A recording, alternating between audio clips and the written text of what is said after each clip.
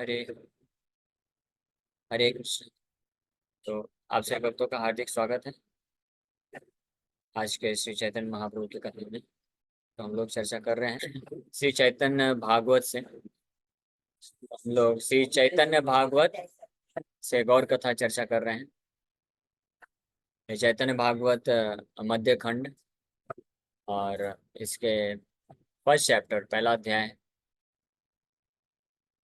श्री चैतन्य महाप्रभु भगवान कृष्ण, जो स्वयं भगवान कृष्ण है, तो चैतन्य महाप्रभु के रूप में आए 500 साल पहले नवद्वीप मायापुर में।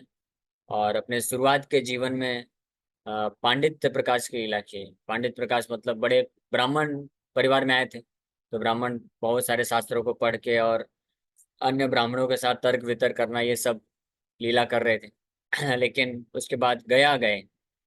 आप में से कौन कौन गया गए हैं? नहीं गए? एक दो भक्त लोग गए। ओके। तो गया में भगवान विष्णुपाद का मंदिर है, वो दर्शन किए। और वहीं पे श्री चैतन्य महाप्रभु को अपने आध्यात्मिक गुरु ईश्वरपुरी से मुलाकात होती है। उनसे दीक्षा प्राप्त करते हैं। और उसके बाद जब रिटर्न आते हैं तो निमाई निमाई निमाई पंडित न रह करके निमाई वैष्णव बन जाते हैं। और भगवान कृष्ण के भक्ति को समझ जाते हैं। और भक्ति के भाव को प्रकट करते हैं। कृष्ण के विरह को महसूस करते हैं। और एक हृदय में पश्चाताप उत्पन्न होता है। तो जो भगवान कृष्ण की भक्ति में आगे बढ़ते हैं तो उसके कुछ लक्षण होते हैं, टेस्ट सिम्टम होते हैं, उनके हृदय में क्या भाव उत्पन्न होता है। तो सबसे पहला भाव ये उत्पन्न होता है, जो सिंसियर भक्ति करना प्रारंभ कर देते हैं तो उनके हृदय में ये भाव उत्पन्न होता है कि मैंने कितना सारा समय व्यर्थ गवा दिया, भगवान को भक्ति नहीं किया, भगवान के बारे में नाम जप श्रवण नहीं किया, तो बहुत सारा समय मैंने व्यर्थ गवा दिया। और फिर इसका दूसरा इमीडिएट इफेक्ट क्या होता है कि वो फिर बड़े सतर्क हो जाते हैं। अपना कोई भी समय जो है व्यर्थ नहीं गवाते हैं। जितना, जैसे किसी के जॉब है, धंधा है, भौतिक कार्य है, उसमें जो समय जाता है उसके अलावा जो भी समय बचता है उसको फिर कृष्ण भक्ति से संबंधित कार्यों में ही लगाते हैं। तो ये लक्षण होता है जो भक्ति में एडवांसमेंट करते हैं। तो इसी प्रकार से निमाई भी ऐसे वैष्णव दीक्षा प्राप्त करने के बाद वैष्णव हो गए और इस प्रकार से महसूस कर रहे हैं और विलाप कर रहे हैं, रो रहे हैं और ये भाव प्रकट कर रहे हैं। और केवल अपने लिए ही नहीं, फिर ऐसा जो भक्त होता है वो अन्य लोगों के जीवन को देख कर भी उनके लिए भी विलाप करता है कि कैसे ये लोग जो है अपना समय जो अनावश्यक रूप से अननेसेसरी चीजों के लिए व्यर्थ गवा रहे हैं। और भक्ति में इंटरेस्ट नहीं है। लोगों को ज्यादा इंटरेस्ट या आकर्षण इस संसार के कुछ क्षणिक चीजों के लिए है, क्षणिक लोगों के लिए है। और भगवान कृष्ण की महनता महानता को, महिमा को नहीं समझ पाते हैं। तो इस प्रकार से महाप्रभु ये वर्णन कर रहे हैं कि जो भगवान कृष्ण इतने दयालु हैं, जिन्होंने जो भगवान को मारने के लिए आए थे असुर, उनका भी भगवान ने उद्धार किया। इतना दयालु और कोई हो सकता है कि कोई व्यक्ति मान लीजिए अंबानी के घर में घुस जाता है, किस लिए? चोरी करने के लिए। अंबानी को पता चलता है अरे चोर आया है, ठीक है आ जाओ, जाओ बैठो, अपने खजाने से निकाल करके उसको दे देता है। ऐसा कर सकता है कोई व्यक्ति? ऐसा नहीं कर सकता। भगवान ऐसा ही किए। वो उतना भगवान को मारने के लिए आई थी, है ना? लेकिन भगवान बोले अच्छा आप मारने के लिए आई हो, लेकिन माँ का रूप लेके आई थी तो भगवान बोले ठीक है आपको मैं माँ बना लेता हूँ। और अपनी माँ बना ली है, हमेशा हमेशा के लिए पूतना को अपनी माँ का दर्जा दे दिए। तो ये ऐसे इतने दयालु भगवान को और छोड़ करके अगर कोई व्यक्ति किसी अन्य व्यक्ति का आश्रय लेता है, सेवा करता है, तो उससे बड़ा मूर्ख और कौन हो सकता है? इस प्रकार से उसके दुर्भाग्य पे विचार करते करते श्री चैतन्य महाप्रभु दुख को व्यक्त कर रहे हैं। भगवान के भक्तों में भी यही गुण होता है। जैसे भगवान के अंदर जो गुण होता है, उनको कोई हानि पहुंचाने आता है तो भी उसका वो लाभ करते हैं। इसलिए शिला भक्ति ज्योति ठाकुर बोला करते थे कि let me not desire anything else other than to do the highest welfare for my worst enemy. मेरे जो सबसे बड़े से बड़े दुश्मन, मेरे को और कोई इच्छा नहीं रखना हृदय में। केवल एक ही मात्र इच्छा मैं रखना चाहता हूँ कि मेरा जो सबसे बड़ा दुश्मन है मैं उसका सबसे सर्वश्रेष्ठ क्या करूँ? कल्याण करूँ। यानी उसको भी मैं सबसे सर्वश्रेष्ठ कल्याण क्या होता है? भगवान से जोड़ना। तो उसको भी मैं किस प्रकार से भक्ति प्रदान करूँ, इसके ऊपर वो विचार करते थे। इसीलिए फिर वो ऐसे मायावादी लोग, और कि मायावादी लोग ही सबसे बड़ा दुश्मन मानते थे उनको अपना, और स्मार्ट ब्राह्मण लोग जो थे उस समय के, तो उनको भक्ति में जोड़ने का प्रयास करते हैं। ऐसी एक कथा थी तुकाराम महाराज के बारे में। तुकाराम महाराज के घर में कुछ चोर लोग आ गए थे। उनकी भैंस जो दहेज में मिली थी उसको चोरी करने के लिए, चोरी करके ले जा रहे थे, भगवान विट्ठल आगे आके खड़े हो जाते थे, ऐसा रूप लेकर आ जाते थे, चोर लोग डर जाते थे कौन खड़ा है। तो फिर फाइनली वो समझ गए कि हम तुकाराम महाराज की भैंस चोरी कर रहे हैं, इसलिए भगवान हमको ऐसे आके मारने का प्रयास कर रहे हैं। तो भैंस को जाके रख देते हैं, फिर वहां से भागना चाहते हैं, तो फिर भी भाग नहीं पाते हैं, रास्ते में फिर भी भगवान आ जाते हैं, ऐसा रूप, भयानक रूप लेकर के उसको, उनको मारने के लिए। फिर फाइनली वो समझ जाते हैं कि तुकाराम महाराज का भैंस चुराने का हमने प्रयास किया, इसलिए ये बहुत बड़ा अपराध हो गया है उनके चरण कमलों में। तो अब हम उनके पास जाएंगे, उनसे अपराध अगर वो माफ कर देंगे तो शायद हम बच सकते हैं। तुकाराम महाराज उस वक्त मंदिर में बैठ के ही भगवान का कथा कर रहे थे, तो आके बताए ये सब ऐसा ऐसा हो रहा है हमारे साथ।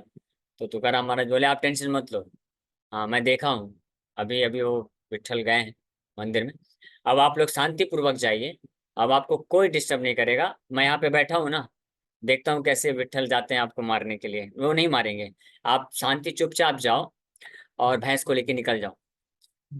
सोचिए हाँ। तो कितने महान है, जब वो चोर लोग ये सुने, तो हालांकि वो चोर हैं, चोर हैं मतलब पापी हैं, मतलब मारपीट भी करते रहे होंगे, तो इतने निर्दयी हृदय के लोग भी तुकाराम महाराज के इस दिव्य गुणों के संपर्क में आए, तो वो लोग रोने लग गए, अश्रुधारा बने, उनका हृदय पिघल गया, और तुरंत वहां पे दंडवत प्रणाम कर लिए तुकाराम महाराज को, उनके शिष्य बन गए। हाँ, इतना अद्भुत। भाई किसी के यहाँ आप चोरी करेंगे तो वो कोई व्यक्ति बहुत उदार होगा, मैग्नेनिमस होगा, किसी के ऊपर कल्याण करना चाहेगा तो बोलेगा ठीक है अगली बार से ध्यान रखना, चोरी मत करना, ठीक है ना, जाओ चुपचाप, अभी क्षमा कर देते हैं आपको। इतना भी बोलता है तो बहुत बड़ी बात है ना, बहुत बड़ी बात है। लेकिन वो क्या बोले कि ठीक है आप चुपचाप चले जाओ, भैंस को लेके चले जाओ, क्योंकि उनके हृदय में भाव ये था कि इन चोरों को चोरी करना पड़ रहा है क्योंकि इनको भैंस की ज्यादा जरूरत है, तो ये भैंस मेरे लिए नहीं है, मेरे को उतना जरूरत है, इनको ज्यादा जरूरत है, तो इनके पास नहीं। तो भगवान का ये स्वभाव है, और वही स्वभाव उनके शुद्ध भक्तों के अंदर भी आता है। तो भगवान तो इस प्रकार से महाप्रभु शोक करते हुए ये बोल रहे हैं, ये चरण सेविते लक्ष्मीरा विलास, ये चरण सेवी शंकर शुद्ध दास, ये चरण हैते जानवी प्रकाश, हे न पाद पद्म भाई सबे कर आस। तो अपने सभी भक्त लोग की सभा में है और सबको इस प्रकार से रिक्वेस्ट कर रहे हैं कि इस प्रकार के भगवान के चरण कमलों का ही आप एकमात्र आप आश्रय लीजिए, जिनके चरण कमलों से माता गंगा प्रकट होती है, जिनके चरण कमलों का सेवा करके भगवान शिव शुद्ध हो जाते हैं, जिनके चरण कमलों का सेवा करने की इच्छा हमेशा लक्ष्मी रखती है। हालांकि भगवान कृष्ण माता लक्ष्मी को स्थान दिए अपने छाती में कि आप यहाँ पे आके निवास करो, हाँ, बहुत बड़ी बात है। लेकिन लक्ष्मी इस स्थान को छोड़ करके कहाँ चली जाती है, चरणों में चली जाती है। उनको ज्यादा आकर्षण है भगवान के चरणों का मसाज करना, सेवा करना, क्योंकि वो देखती हैं कि छाती में मेरे को आवास निवास तो दे दिए हैं, लेकिन ये क्या हो गया है, मैं अकेले हूँ, कोई है नहीं। क्यों? क्योंकि जितने भी भक्त है सब भगवान के चरणों में रहना चाहते हैं, तो मेरे पास इतना ऐश्वर्य मैं किसको दिखाऊंगी। कोई भी स्त्री होती है उसके पास ऐश्वर्य होता है, सुंदरता होता है, अच्छे साड़ी खरीदी है, ज्वेलरी खरीदी है, तो उसका लाभ तो तभी होगा ना जब वो पहन के अपने रिलेटिव लोग के पास जाएगी, दिखाएगी, तब तो होगा ना। अगर उसको बोला जाए कि आपको ये, मान लीजिए हस्बैंड है, उसको बहुत सुंदर सोने का जो है या हीरे का हार ला के देता है, बोलता है एक ही शर्त है, इसको बस अकेले में पहनना और किसी के पास मत दिखाना, तो ये हीरे का हार ले लो या तो सोने का हार ले लो, सोने का हार तुम कहीं भी जाके पहन सकती हो, हीरे का हार केवल अकेले में पहनना है। तो वो स्त्री क्या चूज करेगी, सोने का हार चूज करेगी, चलो कम से कम ये पहन के मैं दिखा तो सकूंगी लोगों को। तो माता लक्ष्मी उस प्रकार से विचार किया कि मैं छाती में आश्रय तो देती है लेकिन वहां पे कोई है ही नहीं, तो वहां से उतर के फिर चरणों में चली जाती हैं और वहां पे सेवा करते हैं। तो ऐसे चरण कमलों का आश्रय मत छोड़ो, सब लोग ऐसे चरण कमलों का आश्रय लो। देखी कार शक्ति आछे ए नवद्वीपे, खांडू का हमारा व्याख्या हमारा समीपे। सो अब महाप्रभु डिक्लेयर चैलेंज कर रहे हैं, who in Navadvip has the power to refute my explanation before me. किसकी शक्ति है? यही निमाई पंडित पहले तर्क वितर्क करते थे भक्तों के साथ और उनको उलझाते थे, शास्त्र के कृष्ण भक्ति की चर्चा नहीं करते थे और उनको अन्य शास्त्रीय शास्त्र की इधर उधर की बातें करके उलझा देते थे। अभी वही निमाई जब वैष्णव बन गए हैं, तो अब इस प्रकार का निष्कर्ष दे रहे हैं कि भगवान कृष्ण के चरण कमलों का आश्रय छोड़ करके जो लोग भी जाते हैं वो सब कौन है? पापी लोग हैं, दुर्भाग्यशाली लोग हैं। और चैलेंज कर रहे हैं कि पूरे नवद्वीप में किसके पास शक्ति है जो मेरे का ये चैलेंज कर सकता है, जो मैं जो बोल रहा हूँ वो गलत साबित कर सकता है। तो ऐसे पूरा भाव में है और इस प्रकार से बोल रहे हैं। परम ब्रह्म विश्वम्बर शब्द मूर्तिमय, ये शब्द ये वखाने न ए सत्य है। Vishwambar is the supreme Brahman and the personification of transcendental sound. Therefore, whatever he explains is the supreme truth. तो विश्वम्भर, निमाई का एक नाम विश्वम्बर है, वही साक्षात परम ब्रह्म है, भगवान कृष्ण ही है। तो इसलिए वो जो बोल रहे हैं वो तो दिव्य शब्द ध्वनि है, तो उसका खंडन कौन कर सकता है। तो मोहित पाडुया सब सुने एक मने, प्रभु वो विवल है सत्य से वाखाने। तो ये भगवान अपने जो निमाई पंडित एक पाठशाला चालू किए थे जिसमें शास्त्रों की चर्चा किया करते थे, तो उनके हजारों हजारों शिष्य थे। अभी वैष्णव बनने के बाद जब पाठशाला में वापस आए तो अब व्याकरण और शास्त्र की चर्चा नहीं कर रहे हैं, केवल कृष्ण भक्ति की चर्चा कर रहे हैं। तो इसलिए ये सभी स्टूडेंट्स को चैलेंज करते हैं कि कौन है जो इस प्रकार से कृष्ण भक्ति की व्याख्या का खंडन कर सकता है। और सब भक्त जो उनके जितने भी सारे शिष्य हैं, the students were captivated as they heard the Lord's explanations with undivided attention, and the Lord also became overwhelmed while he explained the truth. तो भगवान खुद प्रवचन कर रहे हैं। भगवान का प्रवचन सुन करके जितने भी विद्यार्थी सुन रहे हैं वो पूरी तरह से कैप्टिवेट हो गए, यानी मोहित हो गए पूरी तरह से सुन करके। अमृतमय धारा जैसे आती है, अच्छी लगती है। आप सोचिए, जब भगवान की कथा है, कृष्ण की कथा कोई भी भक्त करता है, थोड़ा भी शुद्ध भाव से अगर कोई भक्त कृष्ण का कथा करता है तो उस भक्त को भी इच्छा नहीं होता है कृष्ण कथा बनने बंद करना, और जो लोग सुनते हैं उनको भी इच्छा होती है कि हाँ सुनते रहें, अच्छा लगता है, अच्छा लगता है। तो पता नहीं आप लोग का ऐसा सौभाग्य है कि नहीं जो मेरी कथा में बैठते हैं, लेकिन बाकी भक्त जब कथा करते हैं तो निश्चित रूप में आप तो ऐसा महसूस करते होंगे ना कि कृष्ण कथा ऐसे चलती रहे और बंद नहीं होना चाहिए। अब आप इसमें विचार करिए कि जब भगवान स्वयं अगर खुद की कथा करते हैं, कृष्ण कथा कर रहे हैं, भगवान भक्त के भाव में आए चैतन्य महाप्रभु, तो कितना आकर्षक होगा। और कौन स्टूडेंट होगा जो ध्यानपूर्वक ना सुनेगा। हम लोग कथा करते हैं तो कुछ लोग मन विचलित भी हो जाता है, सब लोग ध्यान से नहीं भी सुनते हैं। लेकिन यहाँ पे बताया कि हजारों शिष्य लोग बैठे हैं और भगवान इस प्रकार से कृष्ण की कथा कर रहे हैं, भक्ति की महिमा को स्थापित कर रहे हैं, और सब लोग बड़े ध्यान से सुन रहे हैं, एक मन सुने, एक मन से सुन रहे हैं, और सब मोहित हो गए। और भगवान भी वो कथा करते करते विह्वल हो रहे हैं। हाँ, he is also becoming overwhelmed. और इस विह्वलता, इस प्रेम, ये भाव के कारण ही कई बार वो दैन्यता को प्रकट करते हैं और कई बार को है वो चेस्टाइज भी करते हैं ऐसे लोगों को जो कृष्ण की भक्ति को छोड़ करके अन्य चीजों में लगे रहते हैं। तो उनको उनको गाली भी दे रहे हैं, मूर्ख बोल रहे हैं, पापिष्ट बोल रहे हैं, और इस प्रकार से क्रोधित भी हो रहे हैं। तो ये भी क्या है, वो भी कृष्ण के प्रति प्रेम की अभिव्यक्ति है। इसी तरह प्रभुपाद जी के लेक्चर में कई बार आप सुनेंगे तो प्रभुपाद जी बोलते हैं, these rascals, Mayavadi, scientist, materialistic person, जैसे हैमरिंग करते हैं। तो कई बार कोई सोच सकता है, जो नया व्यक्ति होगा सोचेगा अरे साधु होकर के इतना इतना बड़ा क्यों रहे हैं, ऐसे गाली क्यों दे रहे हैं। लेकिन वो क्या है, वो हृदय में इतनी तीव्रता है कि ये लोग जो असली चीज है उसको छोड़ करके इधर उधर नौटंकी में फंसे हुए हैं।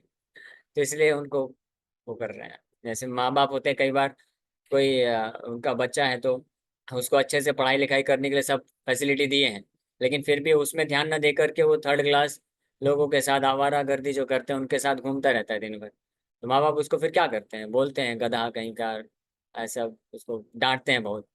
हाँ, तो वो क्यों डांटते हैं, क्योंकि प्रेम के कारण डांटते हैं, प्रेम है बच्चे से, तभी वो ऐसे गलत, इतना अच्छा उसको मौका मिल रहा है, अच्छा पढ़ाई पढ़ लिख करके बहुत अच्छा बन सकता है, और ये सब मौका छोड़ करके वो थर्ड क्लास लोगों के साथ घूम रहा है। तो इसलिए वो डांटते हैं, कई बार पिटाई कर देते हैं। तो उसी प्रकार से भगवान भी यहाँ पे डांट रहे हैं सबको, ऐसे लोगों को जो ये मनुष्य जीवन प्राप्त करके भी कृष्ण और कृष्ण के भक्तों का संग प्राप्त करके भी इसका लाभ नहीं उठाते हैं। सहज ये शब्द मात्र कृष्ण सत्य कहे, ईश्वर ये वाखानी पे किछु चित्र न है। Every word inherently establishes Krishna as the supreme truth. So there is no wonder that the Lord should explain in this way. तो कोई भी शास्त्र है, उस शास्त्र में जो भी शब्द हैं वो वास्तव में कृष्ण को ही परम सत्य के रूप में स्थापित करते हैं, या तो डायरेक्टली या इनडायरेक्टली, प्रत्यक्ष या प्रत्यक्ष रूप से। इसलिए श्री चैतन्य महाप्रभु जब इस अपनी पाठशाला में अलग अलग प्रकार के शास्त्र को पढ़ा रहे हैं, तो कुछ भी पढ़ा रहे हैं, व्याकरण पढ़ा रहे हैं या धातु पढ़ा रहे हैं या कोई अन्य शास्त्र कुछ कुछ भी पढ़ा रहे हैं, तो अल्टीमेटली ये स्टेब्लिश कर रहे हैं कि कृष्ण का नाम ही सर्वश्रेष्ठ है, कृष्ण का भक्ति ही सर्वश्रेष्ठ है, और कृष्ण ही परम भगवान है। तो इसमें कोई गलत नहीं है, इसमें कोई आश्चर्य की बात नहीं। क्षणिक बाह्य दृष्टि विश्वम्भर, लज्जित या किछु कहे उत्तर। After a while, Viswambhar regained his external consciousness.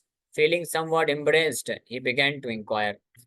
तो अभी तक जब पढ़ा रहे थे शास्त्रों की शिक्षा, तो कृष्ण भक्ति से ओतप्रोत होने के कारण, भाव में आने के कारण, कभी क्रोधित होकर के, कभी दैन्यता को प्रकट करके कुछ कुछ ऐसे शिक्षा बोल रहे हैं, भक्ति की महिमा की व्याख्या करते जा रहे हैं।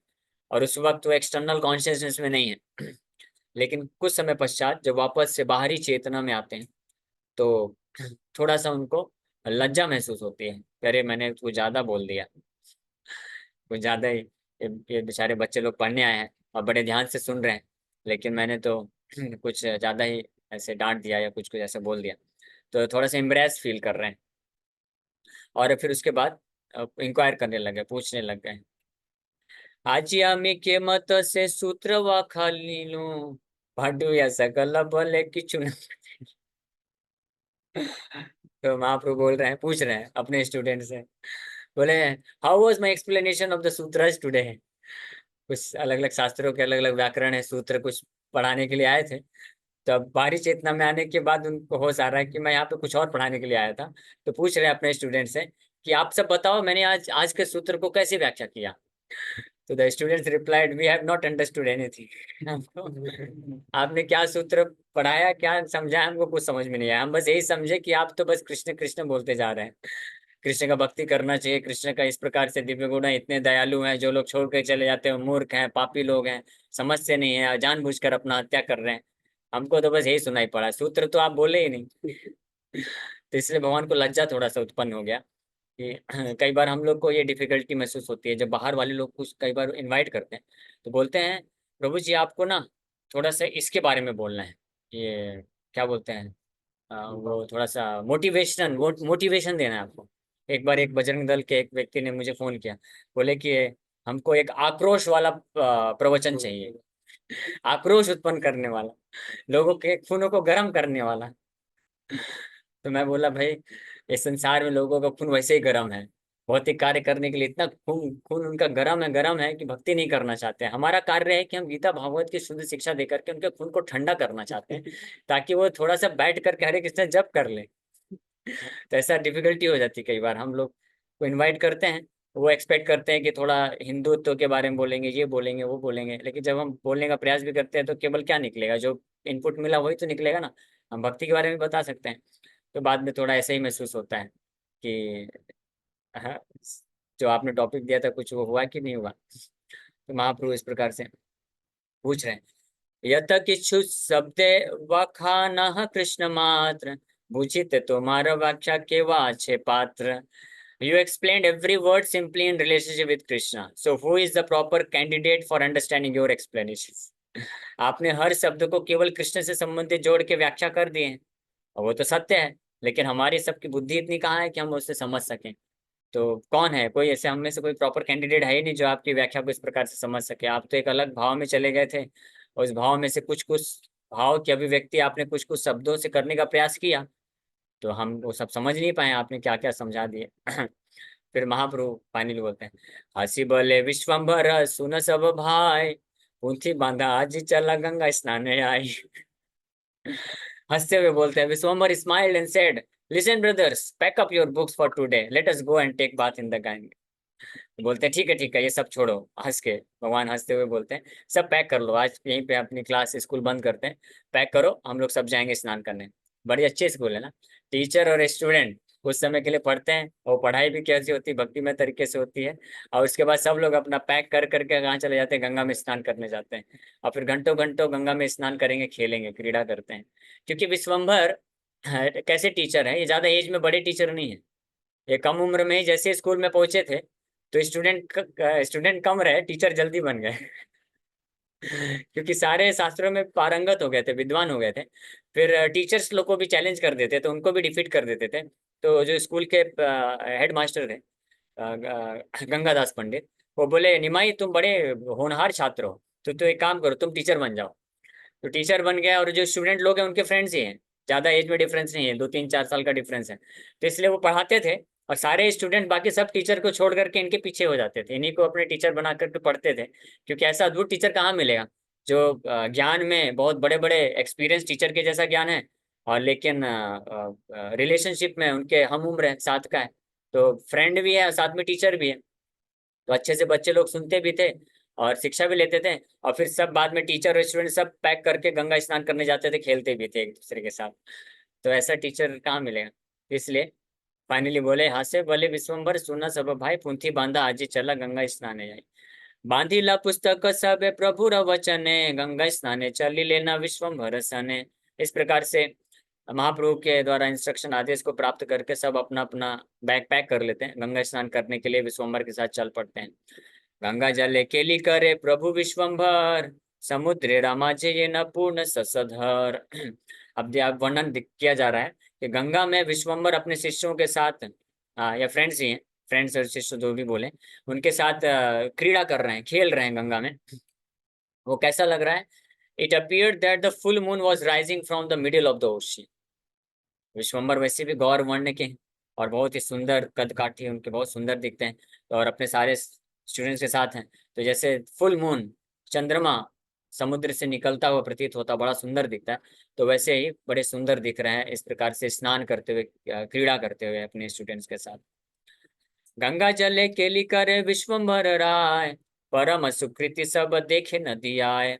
तो विश्वम्भर इस प्रकार से गंगा के जल में क्रीड़ा कर रहे हैं, खेल रहे हैं। और कैसे कैसा खेल खेलते हैं हम चर्चा ऑलरेडी कर चुके थे पिछले। बड़े अद्भुत तरीके से क्रीड़ा करते थे, खेलते थे, नटखट तरीके से। हाँ, वो बेचारे ब्राह्मण लोग आते थे, हम जैसे भी, मैं गायत्री कर रहा था, तो गंगा में स्नान करके और गायत्री करते हैं, बेचारे ध्यान करते हैं, और पीछे से आके उसका टांग खींच देते हैं। वो बेचारा बिल्डर हो जाता है, कहाँ गया, गायत्री कर रहा है, क्या कर रहा है। और कोई कुछ पूजा पाठ करने के लिए आता है, कुछ सामान लेके आता है, तो वो सामान इधर उधर फेंक देते हैं। भगवान शिव के पूजा के लिए कुछ जो स्त्रियां होती हैं, नौ कुमारियां, कुमारी, अनमेरिड गर्ल्स आती हैं शिव की पूजा करने के लिए, कि सब ये सब चढ़ाएंगे और भोग लगाएंगे। तो शिव जी के स्थान पे शिव जी को गोद में लेकर के वहीं बैठ करके खा लेते हैं सब। बोलते हैं तुम किसका पूजा कर रही हो? और फिर बोलते हैं, शिव तो मेरा दास है, गंगा तो मेरे चरणों से निकलती है। वो सब जो लड़कियां बस कान बंद कर देती है, विष्णु विष्णु ये क्या बोलता है, क्या बोलता है। और फिर बोलते हैं, देखो, अगर ऑब्जेक्शन किया, हाँ, तो अगर ये जो हार बना है मुझे दो, ये जो चंदन है मुझे मेरे माथे में लगाओ, और ये जो खिल खाने के लिए लाए ये सब मुझे खिलाओ। अगर ऐसा नहीं करोगे तो मैं श्राप दे दूंगा, तुमको बूढ़ा पति मिलेगा। तो बेचारी वो डर जाती थी, बोलते अरे पता नहीं, जैसा जो भी ये कर रहा है ब्राह्मण है, श्राप लग गया तो अच्छा नहीं होगा, ठीक है ले जाओ, हम दूसरा शिव जी के लिए दूसरा कर लेंगे। तो इस प्रकार से बहुत प्रकार से क्रीड़ा करते थे। तो Vishwambhar sporting in the waters of the Ganges was seen by the most pious inhabitants of Nadia. और पूरे नवद्वीप के हजारों हजारों लोग आके देखते थे क्रीड़ा, जो जिनको परेशान करते थे। तो अभी परेशान कर रहा है तो फिर आप उधर क्यों आ रहे हो? आप गंगा बहुत जगह है ना, कहीं दूसरे घाट में जाके स्नान करो ना। लेकिन वो लोग वहां नहीं जाएंगे, इधर ही आएंगे बार बार, क्योंकि परेशान होने में परेशान करते थे निमाई उनको, लेकिन बड़ा अद्भुत आनंद आता था। हाँ, ऐसे गोपियों का भी यही हाल था। वो माखन चोरी करते थे, भगवान क्यों? भगवान बोलते थे, खुद बुलाती हो माखन चोरी करने के लिए, और जब माखन चोरी करता हूँ तो फिर शिकायत करने चली जाती है। तो भगवान चोरी करते थे इसलिए क्योंकि वो गोपियां चाहती थी कि हमारे घर पे आकर के माखन को चोरी करे, तो इस पे से भगवान करते थे। तो जो बहुत सौभाग्यशाली लोग हुए, वो लोग वो इस प्रकार से दर्शन प्राप्त किए। ब्रह्मादिर अभिलाष ये रूप देखी थे, ये न प्रभु विप्र रूपे खेले से चले थे। The same Lord, the same Lord that personalities such as Brahma desired to see was now sporting in the water in the form of a Brahman. वही भगवान परम ब्रह्म, वही भगवान जिनको ब्रह्मा शिव भी, जिनका दर्शन मात्र करने के लिए इच्छा रखते हैं, तपस्या करते हैं, वो यहाँ पे एक ब्राह्मण के रूप में आकर के इस प्रकार से गंगा के जल में खेल खेल रहे हैं, क्रीड़ा कर रहे हैं। गंगा घाटे स्नान करे यत सब जन, सबाई चाहे न गौर चंद्र रवदन। वही चीज यहाँ पे, all those persons who were taking bath at the bathing ghats of the Ganga gazed at the face of Gaurachandra. भगवान गौरचंद्र इस प्रकार से क्रीड़ा करते हुए सब लोग जो है इतने मोहित हो जाते थे, सब भूल भाल जाते थे, क्या करने आए थे, स्नान करने आए थे, उसको परेशान कर रहा नहीं कर रहा है, सब केवल एक टकी लगा करके उनके मुखमंडल को देखते रहते थे। चंद्र वदन, चंद्र के समान सुंदर वदन को देखते रहते थे। सुंदर सुंदर घुंघराले बाल हैं और कमल नयन है और चंद्रमुख है। चंद्र चंद्र से तो तुलना किया जा रहा है, लेकिन चंद्र के सामने कोई तुलना नहीं है। वह अनलिमिटेडली ज्यादा सुंदर है भगवान का मुख। इसलिए चंद्रमा जो है वो छुप जाता है जब भगवान प्रकट हुए। इसलिए चंद्रमा जो है वो हो गया, चंद्र ग्रहण लग गया, अमावस्या आ गया। क्यों? क्योंकि वो सोचा कि असली चंद्र आ गए हैं, अब मैं इनके सामने खड़ा रहूंगा तो मेरा तो बेइज्जती हो जाएगा, तो छोड़ के भाग गया। इस तरह से अन्योन्य सर्वजन कहे वचन, धन्य माता पिता यार जी है ना नंदन। तो सब लोग केवल यही एक दूसरे से बात कर रहे हैं, स्पेशली माताएं जो वहां पे हैं। तो वो बोल रहे हैं, glorious are the father and mother of such a son, कि वो माता पिता कितने धन्य होंगे जिनका ये नंदन है। क्योंकि हमको तो बस ये जल क्रीड़ा करने आता है, तब इसके मुखमंडल का सुंदर वदन का दर्शन मिलने का मौका मिलता है। लेकिन इनके माता पिता कितने धन्य होंगे, उनके पास ही हमेशा रहता है और उनको पालन पोषण ये करते हैं, तो वो धन्य है। गंगारा बाडिला प्रभु परस उल्लास, आनंद करे न देवी तरंग प्रकाश। Being touched by the Lord Goddess Ganga became joyful, and out of delight she manifested her agitation in waves. इसलिए आज भी नवद्वीप में गंगा में हर साल बाढ़ आता है। भगवान गौरीचंद्र के द्वारा क्रीड़ा करने के, उनके कारण स्पर्श पाने के कारण पूरी तरह से गंगा जो है प्रेम से विह्वल हो जाती है और एजिटेट यानी विचलित होकर के जो वेव्स हैं वो बढ़ जाता है। क्योंकि भगवान कृष्ण के रूप में आए थे तो यमुना में क्रीड़ा किए।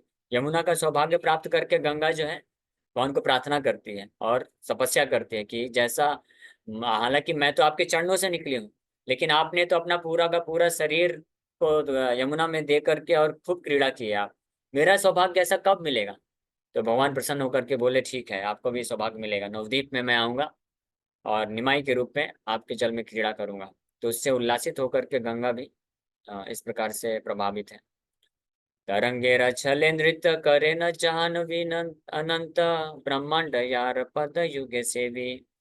Jahnavi thus danced in the form of waves to worship the Lord, whose feet are served by innumerable universes.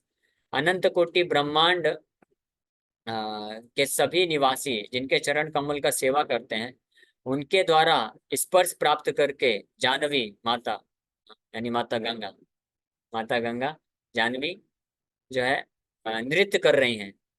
किस रूप में? वेव्स के रूप में। वेव्स इस प्रकार से ऐसा प्रतीत हो रहा है। चतुर्थी के प्रभु बेटिया जानुसुता, तरंगे रछले चलते अलक्षिता। द डॉटर ऑफ जानु मतलब जानवी, डॉटर ऑफ जानु encircled the Lord on all sides and showered him with her waters while remaining unseen.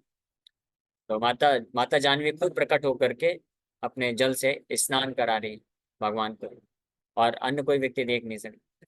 वेदे मात्र ये सब लीलार मर्म जाने, किछु से व्यक्त हबे सकल पुराणे। The purport of these pastimes is known only to the Vedas, but later some of these pastimes will be revealed by the Puranas. तो ये जो भी व्याख्या किया गया ये केवल वेद को ही ज्ञात है, लेकिन इसको बाद में रिवील किया जाएगा। स्नान करी ग्रहे आए लेना विश्वम्भर, चलीला पटु या वर्ग यथा यार घर। So after completing their bath, Vishwambar and his students returned to their own homes. क्या हो गया? समय हो गया? अरे ठीक है, समय हो गया। ठीक है, यहाँ भी समय हो गया है। तो भगवान Vishwambhar after completing their bath, they all went back to their home. अपने अपने घर सब लोग चले गए। तो अभी हम भी यहीं पे विराम कर लेते हैं। Okay, thank you very much. Hare Krishna Krishna Krishna Hare Hare, Hare Ram Ram Ram Hare